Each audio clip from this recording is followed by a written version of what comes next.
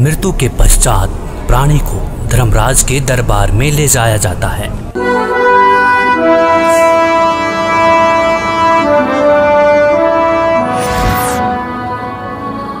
पृथ्वीलोक पर प्राणी जैसा भी कर्म करता है उसका विवरण हर रोज धर्मराज के बही में ऑटोमेटिकली फैक्स हो जाता है।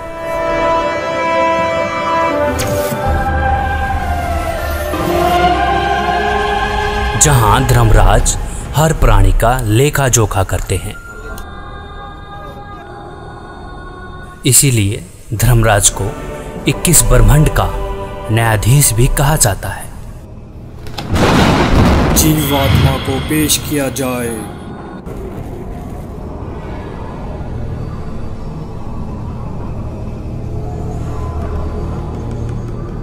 इसने प्राय स्त्री के साथ दुष्कर्म और हत्या का पाप किया है, इसे नरक में डाला जाए।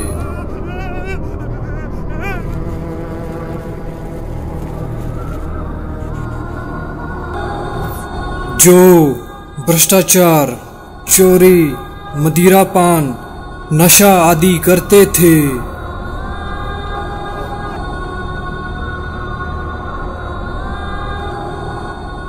पर स्त्री के साथ दुष्कर्म।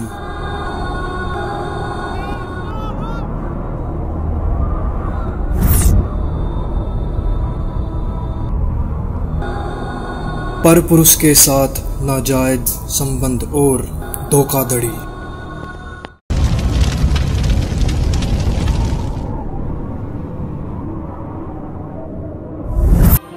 दो नंबर का काम करके कमजोर और असहाय लोगों का शोषण करना और मनुष्य के जीवन के साथ खिलवाड़ करना।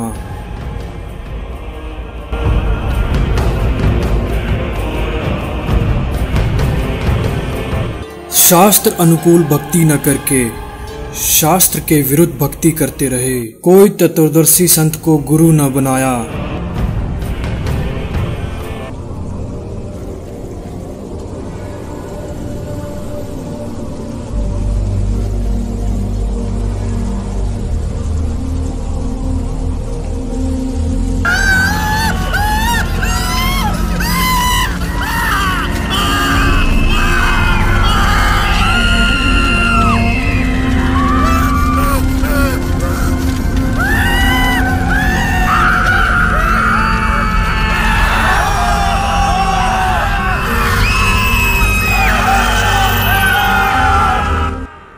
परमात्मा ने कष्ट देखा और उसको आना पड़ेगा, शास्त्रों को खोलना पड़ेगा और इतिहास को फिर दोहराना पड़ेगा जो 600 साल पहले।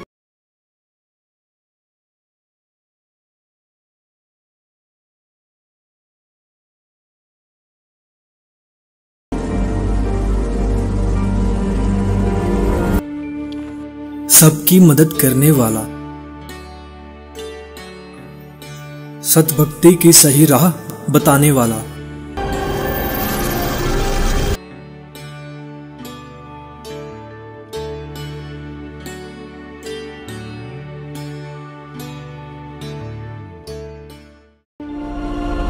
बहुत सारी आत्माएं तत्व ज्ञान को जानकर सतलोक चली जाएंगी। तेरे कोटी में झांकी सुरता तो हे पति बुलावे है, इस मोह ममता के जाल में तने काल फसावे है। अपने पति को भूल बावड़ी बैठी आराम संगर के, काम क्रोध मोह लोभ मस्करे रिये जारा के। अपने पति को भूल बावड़ी बैठी आराम संगर के, काम क्रोध मोह लोभ मस्करे रहिए जारा ते डर के। मात पिता संतान संपत्ति में तू तो उलझ गई घर के, मिलना चाहे पति अपने ते बांधे कफन सिर के। उस पूर्ण परमात्मा की भक्ति करने के पश्चात यह आत्मा उस जगह चली जाएगी जहाँ की हर वस्तु कभी खराब नहीं हो सकती और वहाँ पर हमेशा कभी बुढ़ापा कभी नहीं आता, हमेशा युवा शरीर रहता है।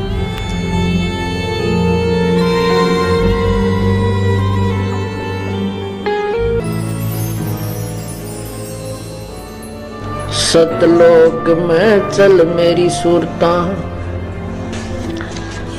हिम्मत ना लावे देरी,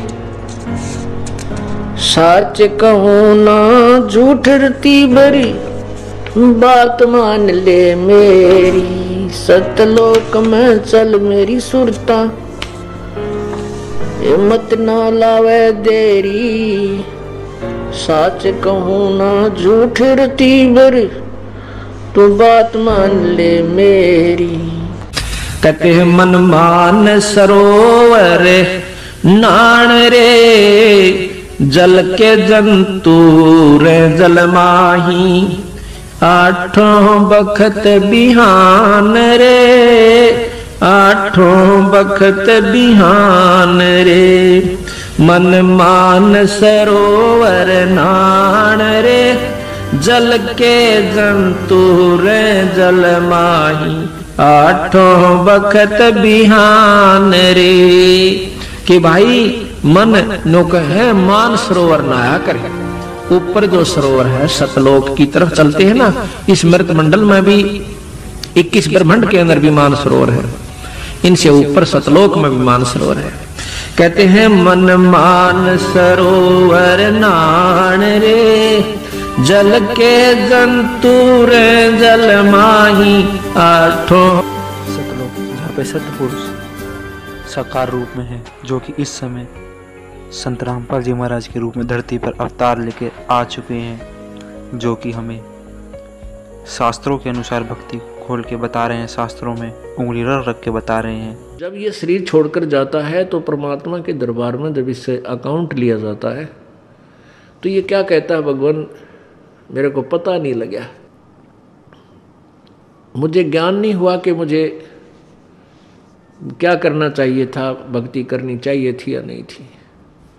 तो परमात्मा उलाहने में नहीं रहते, परमात्मा ये भी कसर नहीं छोड़ते। प्रत्येक गांव में, प्रत्येक नगर में, पूरी पृथ्वी पर कोई भी प्राणी ऐसा नहीं जो इस बात से अपरिचित हो भगवान की भक्ति करनी चाहिए, परमात्मा ने याद करो। यानी किसी ना किसी के मुख से उसने अवश्य कहवाया वह भगवान की भक्ति करनी चाहिए, परमात्मा ने याद करवाई। कोई गलती करता है, पाप कर रहा है, भाई भगवान से डर, मालिक ने याद करे। यानी इस तरह की प्रेरणा प्रत्येक प्राणी तक मालिक ने पहुंचा रखी होती है।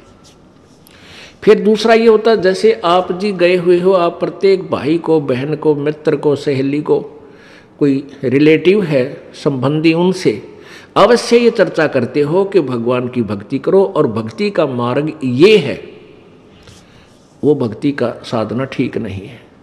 तो भले ही वो नहीं मान रहे हैं तो उनका दुर्भाग्य है। जब वो सच्चे दरबार में जाकर खड़े होंगे उनका कोई पुण्य उनके साथ होगा नहीं, क्योंकि भक्ति शास्त्र विरुद्ध है। गीता जी अध्याय नंबर 16 के श्लोक नंबर 23 में कहा कि अर्जुन, शास्त्र विधि को त्याग कर जो मनमाना आचरण करते हैं, मनमाने आचरण का अर्थ है जो अपनी मर्जी से लोक वेद के आधार पर, सुनी सुनाई कथाओं के आधार पर, ज्ञान के आधार से पूजाएं करते हैं, वो मनमाना आचरण कहलाता है, जो वेदों और गीता में वर्णित नहीं है। जो शास्त्र विधि को त्याग कर मनमाना आचरण करते हैं उनकी ना तो कोई सिद्धि होती है, ना उनकी गति होती है, ना कोई सुख होता है, यूजलेस। तो जो साधना आप कर रहे थे वो तो उनके पास साथ भक्ति धन हुआ नहीं और पापों की गठड़ी बंध गई पूरी। पाप बहुत इकट्ठे कर लिए, क्योंकि पाप तो दिन में बिना गिनती के होते हैं और पुण्य करने के लिए विशेष व्यवस्था करनी पड़ती है, गुरु बनाना पड़े। फिर जैसे गुरु जी बताओ वैसे साधना, पूर्ण गुरु, नकली गुरुओं से पूजा नहीं, ना उनकी कोई द्वारा बताएगी साधना से लाभ होने वाला। तो ऐसे पूरा गुरु मिले, फिर आप सच्ची लगन से, सच्चे तरीके से लगे, तब पुण्य बने। तो पुण्य तक कोई उनका बना नहीं, पाप की गठड़ी बंद गई। फिर वहां जा खड़ा हुआ धर्मराज के दरबार में। अब वहां ये एक बहाना बनाता है कि भगवान मुझे किसी ने बताया कोई नहीं, भक्ति कर ले, तब इसका फिल्म चलाता है परमात्मा। ये सब आप जो भी बातें जिसके साथ कर रहे हो, वैसे कोई गुप्त का गलती कर रहा है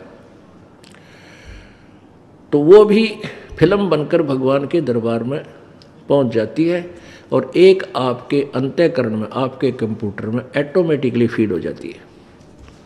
तो जब ये वहाँ खड़ा होकर ये झूठ बोलता है, बहाना बनाता है, तो परमात्मा इसके कंप्यूटर से जो भगवान के दरबार में इसके नंबर का है ऑन कर देता कि ले देख, ये भक्त तुझे क्या कह रहा है, ये बहन तुझे क्या कह रही है कि भक्ति कर ले, तू क्या कह रहा है, फिर देखेंगे किसने देखा है। ईब के भक्ति करने का टाइम से, बुढ़ा होकर भक्ति करूंगा। और भक्ति तने करी नहीं, बकवाद करता रहा।